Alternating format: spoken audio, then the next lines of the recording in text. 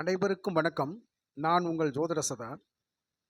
இந்த பதிவில் கௌரவம் தரும் கோடி பணம் என்ற தலைப்பில் கௌரவ கரணத்தில் பிறந்தவர்களுக்கான சுப பலன்கள் பற்றி தெளிவாக நம்ம பார்க்க போகிறோம்.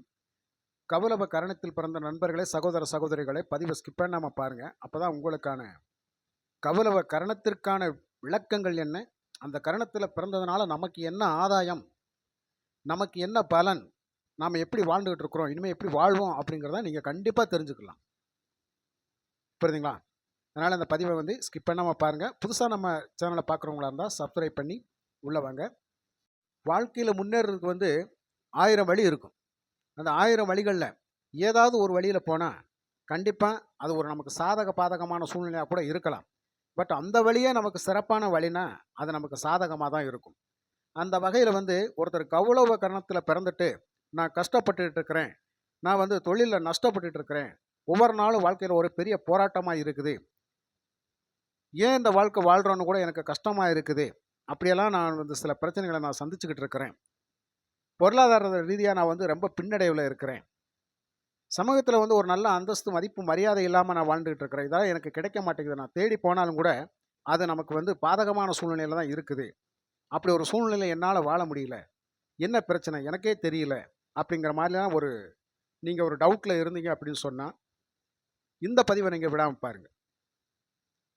கௌரவ கரணத்தில் பிறக்கிறதுக்கே நம்ம ஒரு புண்ணியம் செஞ்சுருக்கணும். ஏன்னா இந்த கௌரவ கரணத்தினுடைய அதிபதியே சனி பகவான் தான். சனி பகவான் எப்போவுமே நீதிமான். நாம் என்ன செய்கிறோமோ அந்த செயலுக்கு தக்கவாறு பலனை கொடுக்கக்கூடியவர். அப்பேற்பட்டவருடைய கௌரவ கரணத்தில் பிறந்துட்டு நான் கஷ்டப்படுறேன் அப்படின்னு சொன்னால் கண்டிப்பாக நீங்கள் ஒரு சரியான வழிமுறைகளை தேர்ந்தெடுக்கல அப்படிங்கிறத அர்த்தம். நம்ம விஷயத்துக்கு வரலாம். அதாவது கர்ணம் அப்படிங்கிறது ஒரு திதியில் பாதி அளவு, அப்போ 6 பாகைகள், 2 கர்ணங்கள் கொண்டது ஒரு திதி, 12 பாகைகள். கர்ணங்களில் 11 கர்ணங்கள் இருக்குது.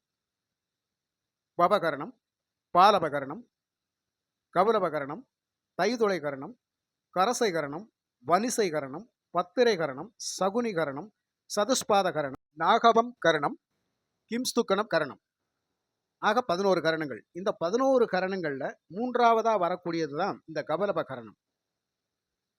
பஞ்சாங்கத்தினுடைய 5 அங்கங்களான திதி, வாரம், நட்சத்திரம், யோகம், கரணம், இந்த 5 அங்கங்களில் 4 அங்கங்கள் நமக்கு பலமிழந்து நின்றாலும் கூட இந்த 5ஆவது அங்கமான கரணம் வலுப்பெற்று இருந்தால், அந்த கர்ணநாதன் வலுப்பெற்று ஜாதகத்தில் இருந்தால் கண்டிப்பாக அந்த ஜாதகரை நன்றாக வாழ வைத்து விடும் அப்படிங்கிறத எந்த ஒரு மாற்று கருத்தும் கிடையாது. ஆகவே நம்ம ஜாதகம் பார்க்க போனோம் அப்படின்னு சொன்னால் எல்லா பலன்களையும் நம்ம கேட்டு தெரியணும்னு தான் நம்ம போவோம். ஆனால் நான் எந்த யோகம் எந்த கரணத்தில் பிறந்திருக்கிறேன் அப்படிங்கிறத நீங்கள் கண்டிப்பாக கேட்டு தெரிஞ்சுக்கங்க. அது ரொம்ப ரொம்ப முக்கியமான விஷயம். காரணம் என்ன அப்படின்னு கேட்டால், உங்கள் ஜாதகத்தில் இந்த யோகாதிபதி யார், அவயோகி யார், சூனிய ராசிகள் எது, சூனிய ராசிகளினுடைய அதிபதிகள் எது, இப்போ இந்த விஷயங்களை நம்ம தெரிஞ்சுக்கிட்டோம் அப்படின்னு சொன்னால் அவங்க எந்தெந்த இடத்துல இருந்து நமக்கு பாதிப்புகளை கொடுக்குறாங்க, அந்த பாதிப்புகள்லேருந்து நாம் எப்படி தப்பிச்சு நல்ல நிலைமைக்கு வர்றது அப்படிங்கிறதெல்லாம் வழிமுறைகளை நம்ம கண்டுபிடிச்சி அதற்கான வழிபாடுகள் பரிகாரங்கள்லாம் நம்ம பண்ணிட்டு வந்துட்டோம் அப்படின்னு சொன்னால் நாம் எல்லா விஷயத்திலும் ஜெயிச்சிருவோம் அப்படிங்கிறது தான். அதனால தான் இந்த யோகம், பிறந்த யோகம் எது, கரணம் எது அப்படிங்கிறத கண்டிப்பாக கேட்டு நீங்கள் தெரிஞ்சு வச்சுக்கிறணும். அவசியம் இது வேணும். இப்போ ஒரு கோயிலில் போய் நீங்கள் உங்கள் பேரில் அர்ச்சனை பண்ணுறீங்க அப்படின்னு சொன்னால் கண்டிப்பாக ராசி, நட்சத்திரம், நட்சத்திர பாதம் கண்டிப்பாக சொல்லுவீங்க. அப்படி சொல்கிற போதே அந்த இடத்துல கூட நீங்கள் உங்கள் கருணநாதனை மனசில் நினச்சிக்கிட்டு நீங்கள் வேண்டுதல் வச்சிங்க அப்படின்னு சொன்னால் அந்த வேண்டுதல் நிறைவேறும்ன்ற மாதிரி இருக்கும். புரியுதுங்களா? அப்போ எந்த இடத்துல போனாலும் உங்களுடைய கருணநாதனை மனசில் நினச்சி வேண்டி வேண்டி போக போக போக அது எப்பேற்பட்ட காரியம், கஷ்டமான காரியமாக இருந்தால் கூட அது சுலபமாக முடித்து நம்மளை நல்வழிப்படுத்தும் அப்படிங்கிறது தான். அப்போ நொடிக்கு நொடி, நிமிஷத்துக்கு நிமிஷம் நம்மளை ஒவ்வொரு பிரச்சனையிலும் காப்பாற்றி காப்பாற்றி கொண்டு நம்மளை வாழ வைக்கிற ஒரு கருணநாதன் அப்படிங்கிறத நீங்கள் நல்லா தெரிஞ்சுக்கங்க. தலைக்கு வந்தது தலைப்பாகையோடு போச்சு, கொஞ்சம் இல்லை கரணம் தப்புனா மரணம், அந்த மாதிரி ஒரு சூழ்நிலை நான் இருந்தேன். நான் நல்ல வேலைக்கு நான் பொழைச்சிட்டேன், நல்ல வேலைக்கு என்னை கடவுள் காப்பாற்றிட்டாரு. கடவுள், அந்த கடவுள் தான் உங்களுடைய கருணநாதன். இதை மனசில் வச்சுக்கோங்க. அப்போ கௌரவ கரணத்திற்கு அதிபதி சனி பகவான், விலங்கு வந்து பன்றி. போய் போய் பன்றியினுடைய மிருகத்தில் நம்ம பிறந்திருக்கோம்னு கேட்டுறாதீங்க. ஏன்னா சனி பகவான் உங்களுக்கு அதிபதி. அப்போ அவரை வந்து நம்ம சொல்கிறத அதை இழிவுபடுத்துகிற மாதிரி ஆயிரும். அப்போ ஒரு நீதிமான் அவர்தான் நம்ம செஞ்ச பாவ புண்ணியங்களுக்கு தகுந்த மாதிரி பலன் கொடுத்து நம்மளை ஆயுள்காரகனாக வந்து காக்கக்கூடிய அந்த சனி பகவானுடைய கரணத்தில் பிறந்த நீங்கள், உங்களுக்கு எந்தெந்த சூழ்நிலையெல்லாம் அவர் வந்து கஷ்ட காலத்துலேருந்து உங்களை காப்பாற்றி வெளியே கொண்டு வரணும் அப்படின்னு நீங்கள் நினச்சிங்கன்னா கண்டிப்பாக சனி பகவான் வழிபாடு அப்படிங்கிறது அவசியம் தேவை. நீங்கள் எந்த ராசி லக்னத்தில் பிறந்திருந்தாலும் சரி, உங்களுக்கு எழுதப்பட்ட ஜாதகத்தில் கர்ணமும் கர்ணத்தினுடைய அதிபதியும் கர்ணத்துடைய விலங்கும் கர்ணத்தினுடைய வழிபாட்டு தலம் தெரிஞ்சு முறையாக வழிபாடுகளை நீங்கள் பண்ணி வந்துட்டீங்க அப்படின்னு சொன்னால் கண்டிப்பாக நம்ம வாழ்க்கையில் ஜெயிப்போம். பொதுவாகவே கௌளவ கரணத்தில் பிறந்தவங்க வந்து உண்மையிலேயே ஒரு நல்ல மனிதர்களாம், அற்புதமான மனிதர்கள். அதாவது ஒரு பெரிய மனித தோரணை, எப்படி யாருக்கிட்ட நடந்துக்கிறணும், எப்படி பேசணும் அப்படின்னு சொல்லி அறிஞ்சு தெரிஞ்சு புரிஞ்சு பேசக்கூடிய நல்ல பக்குவமான மனிதர்கள். இவங்க கிட்ட வந்து நிறைய திறமைகள் இருக்கும். புரியுதுங்களா? நிறைய திறமைகள் இருக்கும். இவங்க எந்த துறையில் போனாலும் நல்லா வரக்கூடிய நிலைமையில தான் இருப்பாங்க. அந்த மாதிரி ஒரு திறமையான இந்த கௌளவ கரணத்துக்காரவங்க இருப்பாங்க. இப்போ ஜாதகத்தில் வந்து சனி பகவான் எங்கே இருக்காருன்னு பாருங்க. நீங்கள் கௌளவ கரணத்தில் பிறந்திருக்கிறீங்க, உங்களுடைய சனி பகவான் அதிபதி ஜாதகத்தில் எந்த இடத்துல இருக்காருன்னு பாருங்க. அந்த பாவகத்தின் மூலமாக உங்களுக்கு அந்த நற்பலன்கள் கண்டிப்பாக கிடைக்கும். அப்போ கர்ணநாதன் சனி பகவான் அவர் உங்கள் ஜாதகத்தில் யோகாதிபதியாக வந்து அந்த திசையே நடக்கின்ற காலத்தில் உங்களை யாருனாலையும் அசைக்க முடியாது. நல்ல வாழ்க்கையினுடைய உயர்ந்த கட்டத்தில் நீங்கள் உங்களை கொண்டு போய் அவர் வச்சிருவார். அந்த விதத்தில் லக்னத்தில் சனி இருந்தால் கண்டிப்பாக உழைப்பின் மூலமாக உங்களை உயர வச்சு இந்த சமுதாயத்தில் வந்து ஒரு பெரிய மனிதராக உங்களை கொண்டு வந்துடுவார். கண்டிப்பாக. 2ஆம் இடத்துல இருக்கிறாரு, தனவாக்கு குடும்பஸ்தானத்தில் இருக்கிறாரு, எந்த சூழ்நிலையும் பணப்பழக்கத்தை வந்து அவர் கண்டிப்பாக கொடுத்துருவாரு. அந்த வாக்கு தத்துவத்தில் நீங்கள் இருப்பீங்க. 3ஆவது இடத்துல இருக்கிறாரு, கண்டிப்பாக உங்களுடைய முயற்சிகளுக்கெல்லாம் நல்ல அங்கீகாரம், வெற்றி அப்படிங்கிறது நிச்சயம் அவர் ஏற்படுத்தி தருவார். நீங்கள் என்ன முயற்சி பண்ணாலும் சரி.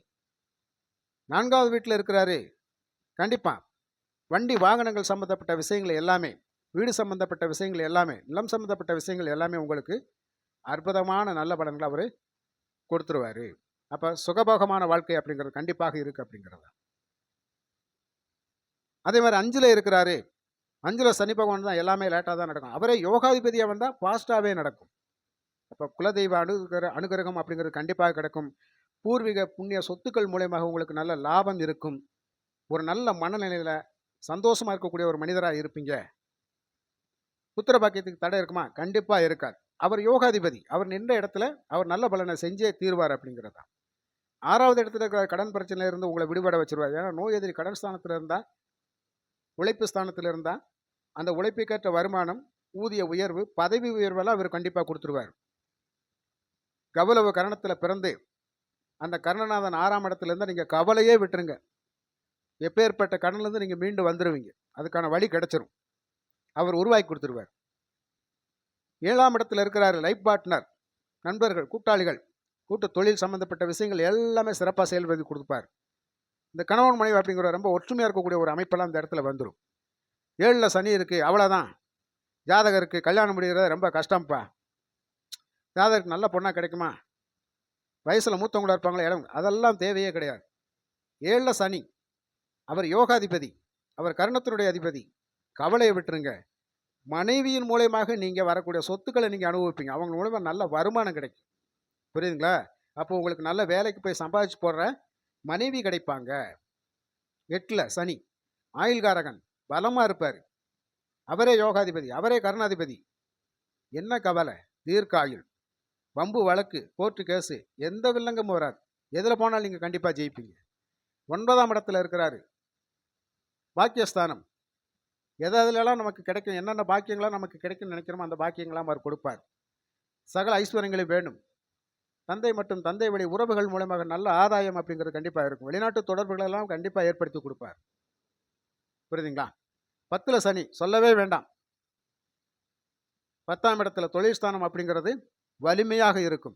அப்போ இவங்க என்ன தொழில் செய்கிறாரு, இரும்பு சம்மந்தப்பட்ட சனி சம்மந்தப்பட்ட எத்தனை தொழில் செஞ்சால் அவர் அதில் நல்லா வருவார் அப்படிங்கிற மாதிரி. அதே மாதிரி உத்தியோகத்தில் மேன்மை, அரசு சார்ந்த துறைகளிலெல்லாம் அவங்க சாதிக்கக்கூடிய அமைப்பில் வந்து ஏற்படுத்தி கொடுத்துருவார். அப்போ தொழில் மேன்மை ஏற்படுத்தி கொடுத்துருவார். 11ல் சனி கண்டிப்பாக எதை தொட்டாலும் லாபம், மீண்டும் மீண்டும் லாபம், குறைபாடே கிடையாது. புரியுதுங்களா? 12ல் சனி நிம்மதியான சந்தோஷம், நிம்மதியான உறக்கம், அருமையான வாழ்வு அப்படிங்கிறது. ஏன்னா ஒவ்வொரு மனிதனும் பிறந்தது முதல் இறக்கின்ற பொழுது கடைசி கால வாழ்க்கை எனக்கு எப்படி இருக்குமோ, நான் எப்படி போய் சேர போகிறேன்னெல்லாம் நிறைய பேர் நினச்சிட்டு இருப்பாங்க. ஒரு நிம்மதியாக இருப்பேனா, வயிறார சாப்பாடு கிடைக்குமா, என்னை நல்லா பார்த்துக்கிறக்கூடிய ஒரு ஆட்கள்லாம் கிடைப்பாங்களா அப்படின்ற மாதிரிலாம் இருக்கின்ற போது இந்த கௌரவ கரணத்துக்காருக்கு 12ல் சனியை அந்த கவலையே வேணாம், சந்தோஷமாக இருங்க.